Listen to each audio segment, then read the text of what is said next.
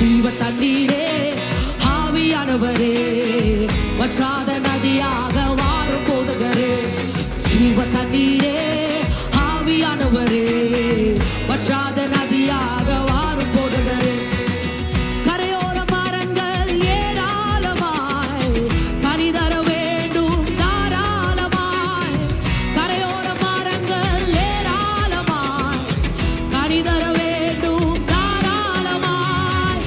இலைகள்